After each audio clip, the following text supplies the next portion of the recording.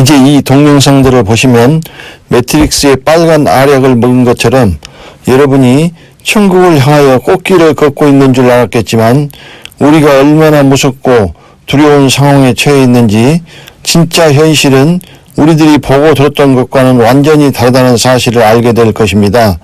사람들은 하나님의 뜻이 무엇이며 왜 우리가 교회를 다니는 것이며 우리가 지금 무엇을 해야 하는지, 지금 어디쯤 와 있는 것이며 어디를 향해 가야 하는지 방향성과 목적지를 잃어버리고 영적으로 헤매이며 앞이 전혀 보이지 않는 안개 속을 방황한 지 이미 오래되었습니다. 우리가 해외여행을 할 때 전체를 볼 수 있는 지도를 가져야 제대로 원하는 목적지를 찾아갈 수 있습니다. 이와 같이 성경은 비밀을 감추고 있는 거대한 말씀의 미로와 같은 것이어서 전체를 한눈에 조망할 수 있는 지도가 있어야 말씀 속에서 길을 잃지 않고 목적지를 향하여 영적으로 올바른 길을 갈 수 있습니다. 성경을 전체적으로 한눈으로 조망하지 못하기에 하나님이 가시고 있는 목적지와 뜻을 모르며 또 가는 길을 모르기에 잘못된 길로 가는 것입니다. 옛날에 이스라엘이 그랬습니다. 그리고 지금 이방인의 교회가 그 미로에 빠져 길을 잃고 안개 속에서 구덩이를 향하여 가고 있습니다. 먼저 우리의 영혼이 길을 잃지 않기 위하여 말씀의 지도를 알려드리고 이 지도를 통하여 우리가 현재 처해 있는 무서운 상황을 알려드리려고 합니다. 우리는 예수 믿고 천국 가는 것이 전부라고 착각하고 있습니다. 그것은 하나님의 뜻과 목적을 이루어가는 과정에서 나타난 하나의 과정일 뿐입니다. 하나님의 뜻과 목적은 그것이 아닙니다. 성경을 한눈에 볼 수 있는 말씀의 설계도, 청사진은 성경의 맨 첫머리 창세기에 있습니다. 그래서 창세기를 알면 성경 전체를 한눈에 볼 수 있습니다. 창세기에 숨겨진 비밀들은 앞으로 자세히 말씀드리도록 하겠습니다. 창세기에 나타난 하나님의 뜻과 목적은 바로 하나님의 형상을 입은 사람을 창조하시는 것입니다. 아담과 이브는 롤 모델로 보여주는 것일 뿐이며 그 하나님의 목적을 이루어가는 과정이 성경 전체이며 우리 인간의 역사입니다. 모든 것은 하나님의 형상을 입은 사람을 창조해가는 과정인 것입니다. 사람이 자식을 낳으면 사람의 형상이듯이 하나님의 형상을 입은 사람을 창조한다는 것은 사람으로 말하면 하나님의 친자녀를 낳는다는 뜻입니다. 잉태하여 낳는 기간은 사람은 10달이지만 하나님으로 하면 6일, 사람으로 하면 6,000년이 되는 것이며 지금 하나님의 형상을 입은 사람의 창조를 완성하는 그 6,000년 마지막이 되었다는 것은 이미 아실 것입니다. 그러면 하나님은 왜 하나님의 형상을 입은 친자녀를 낳으려 하시는 것일까요? 그것은 사람과 똑같습니다. 사람은 나고 자라서 결혼을 하게 되며 자손을 낳아 기르고 장가를 보내며 나중에 그 자녀에게 가진 것을 모든 유산으로 물려줍니다. 이것이 인간의 삶입니다. 하나님도 당신의 피를 이어받은 자녀를 낳아서 기르시고 그들을 아버지로서 사랑하고 그분이 가지신 모든 것을 유업으로 물려주시고 함께 사랑과 기쁨을 누리시기를 원하시는 것입니다. 여호와는 영이 유효하실지라도 오직 하나를 짓지 아니하셨느냐? 어찌하여 하나만 지으셨느냐? 이는 경건한 자손을 얻고자 하심이니라. 말라기 2장 15절 말씀. 또 하나의 하나님의 목적은 그리스도께서 피로 사신 그리스도의 신부 교회 곧 며느리를 얻으시는 것입니다. 이 두 가지가 하나님의 모든 목적입니다. 이것은 앞으로 자세하게 말씀드리도록 하겠습니다.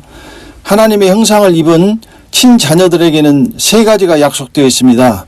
첫째는 영원한 생명입니다. 그가 우리에게 약속하신 약속이 이것이니 곧 영원한 생명이니라. 요한일서 2장 25절 말씀. 이것은 그냥 예수 믿고 천국을 간다는 차원이 아니라 영원히 하나님의 형상을 입은 생명입니다. 둘째는 하나님의 형상입니다. 그리스도는 하나님의 형상이니라. 고린도후서 4장 4절 말씀. 그는 보이지 아니하시는 하나님의 형상이요. 골로새서 1장 15절 말씀. 셋째는 우주 만물을 포함한 모든 것을 물려주시는 아버지의 유업입니다. 너희가 그리스도께 속한 자면 곧 아브라함의 자손이요 약속대로 유업을 이을 자니라. 갈라디아서 3장 29절 말씀. 아들이면 하나님으로 말미암아 유업을 이을 자니라. 갈라디아서 4장 7절 말씀. 그 아버지의 유업은 이것입니다. 저희가 세세토록 왕노릇하리로다. 계시록 22장 5절 말씀. 하나님은 하나님의 아들들에게 모든 것을 유업으로 물려주시고 다만 기쁨으로 그것을 바라보시는 것입니다.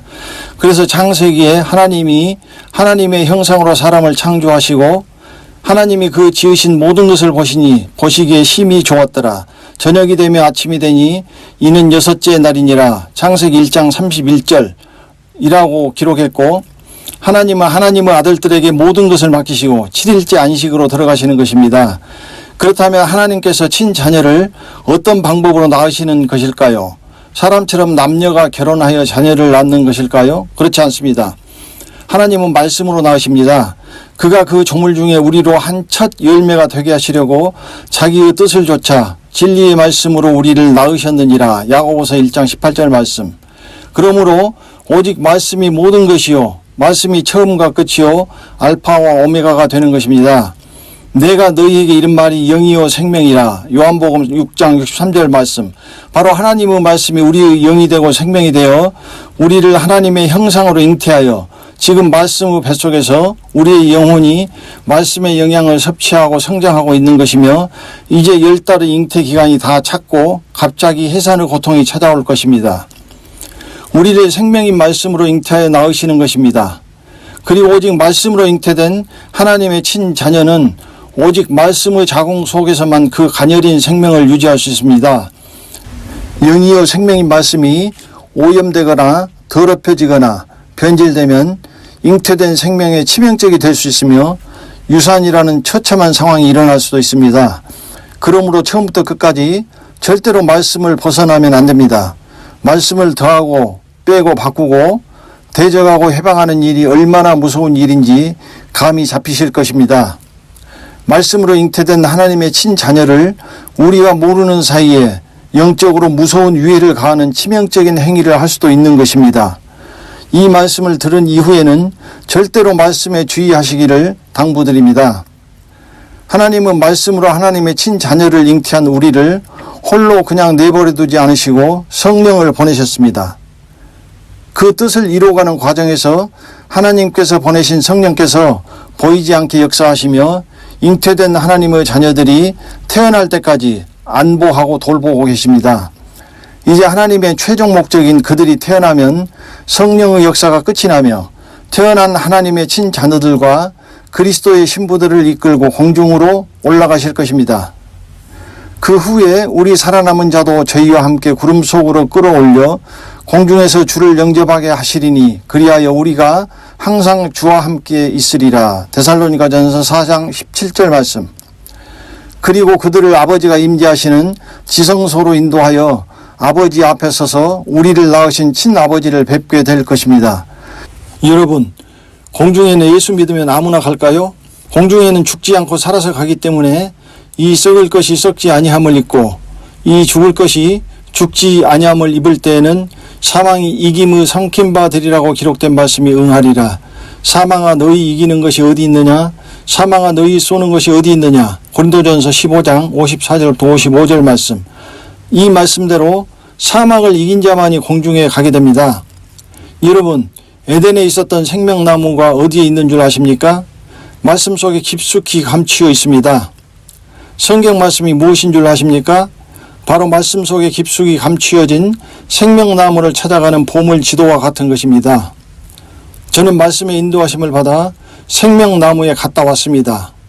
이 생명나무의 열매를 먹어야 우리가 생명으로 사망을 이기고 공중에 가는 것입니다. 이 생명나무가 늦은 비의 말씀 속에 감추어 있습니다. 이 생명나무는 늦은 비의 말씀 속에 깊이 감추어서 그동안 하나님의 아들들과 그리스도의 신부가 될 자들이 찾아오기를 기다리고 있습니다. 여러분도 이제 이 늦은 비의 말씀을 통하여 생명나무로 인도함을 받을 것입니다. 그리고 이 늦은 비의 말씀을 통하여 하나님의 형상으로 그리스도의 신부로 변화될 것입니다. 이 모든 사항은 차례대로 말씀드릴 것입니다. 말씀으로 하나님의 자녀들을 낳는 과정을 하나님은 농사에 비유하여 말씀하셨습니다. 그러면 이제 하나님의 형상을 입은 하나님의 친자녀를 낳는 과정을 농사를 통하여 한눈에 조망해 볼까요?